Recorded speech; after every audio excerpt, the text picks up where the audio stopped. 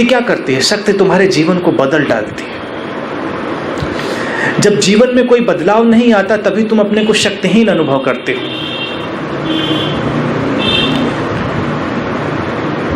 शक्ति का एक ही गुण है कि शक्ति बदलाव करती है। जैसे विद्युत शक्ति है, आग है, या किसी भी प्रकार की शक्ति है। शक्ति अगर कहीं पर है तो वो परिवर्तन करती है, बदलाव लाती है। तो तुम अपनी विचारों की शक्ति को बदल सकते हो। बदल तब सकते हो जब तुम विचारों की पूरी प्रक्रिया को देखो, कैसे विचार तुम्हारे भीतर है।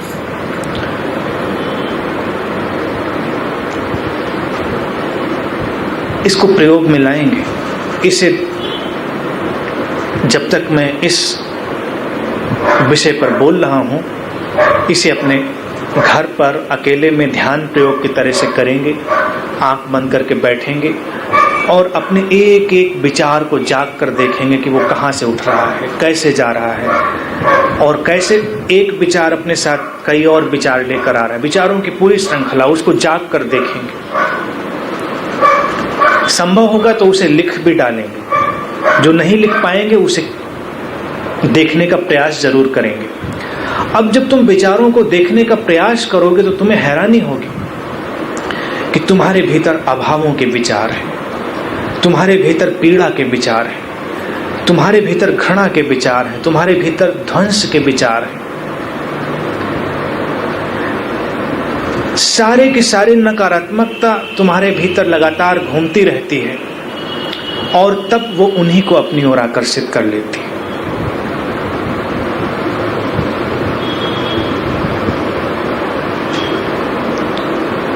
कई बार तुम्हारे धर्म भी तुम्हें नकारात्मक बातें सिखा देते हैं। तुम ऐसा मत करो, तुम वैसा मत करो, तुम झूठ मत बोलो, तुम चोरी मत करो, तुम हिंसा मत करो। लेकिन इन सारी बातों में तुम्हारे भीतर जो विचार चलता है वो चोरी का, हिंसा का, घृणा का, तुम उन्हीं में खोए हो।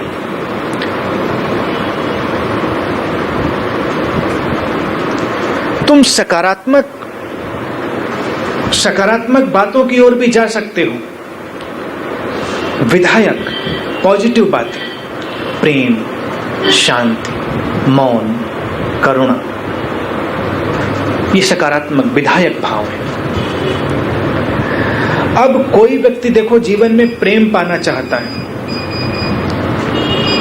लेकिन प्रेम जब पाना चाहता है तो उसके भीतर जो प्रभावी भाव होता है वो प्रेम के अभाव का होता है, प्रेम की रिक्तता का। तुम अपने को प्रेम विहीन अनुभव करते हो। तब तुम्हें लगता है कि कोई हो जो तुम्हें प्रेम करे। दो बातें, प्रेम के अभाव का विचार और प्रेम तुम्हारे पास आए इसका विचार। तुम्हारा अवचेतन केवल तुम्हारे विचारों को ही पढ़ता है। क्या होना चाहिए, क्या नहीं होना चाहिए, वो उसे नहीं पढ़ता। जब अभाव का विचार तुम्हारे भीतर गहरा होता है तो प्रेम का अभाव तुम्हारे जीवन में आ जाता है। प्रेम अगर जीवन में चाहते हो तो प्रेम पूर्ण हो। अपने भीतर प्रेम के विचार रखें, लोगों से जुड़े, उनसे प्रेम करें, अभाव नहीं। अब यहां पर तुम्हें मैं कुछ और बातें भी बताना चाहूंगा जिनका धर्म से कोई विरोध नहीं है। तुम्हारी समृद्धि, तुम्हारा धन। भारतीय दर्शन में हम ईश्वर शब्द ही गढ़ते हैं ऐश्वर्य से। तो ईश्वरीयता ऐश्वर्य से विपरीत नहीं है। तुम ऐश्वर्यशाली हो सकते हो और ईश्वरीय भी हो सकते हो। और मैं ऐसी ही मनुष्यता देखना चाहता हूं जहां तुम्हारे पास दोनों बातें हों, समृद्धि भी और परमात्मा भी,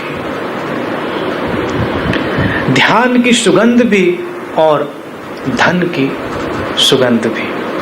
धन ध्यान से विपरीत न हो।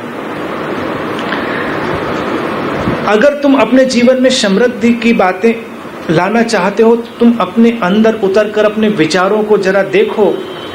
तुम्हें दिखाई देगा कि तुम्हारे विचार कितने टूटे फूटे हैं। अभावों से भरे हुए विचार,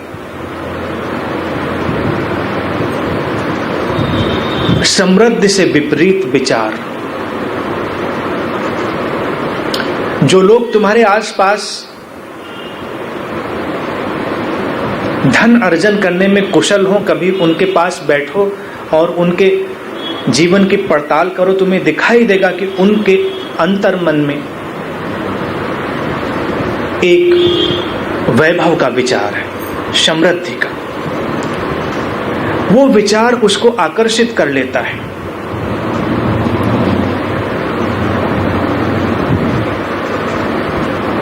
इसी तरह से तुम्हारे जीवन में स्वास्थ्य और बीमारियां हैं। बीमारियां तब घटती हैं जब तुम अस्वास्थ्य के विचारों से भर जाते हो। कुछ लोग ऐसे होते हैं जो स्वस्थ रहने के प्रयास में ही अपने अस्वास्थ्य का बहुत विचार करते हैं। निरंतर विचार उनके भीतर चल रहा है और फिर एक दिन वो बीमार भी पड़ते हैं।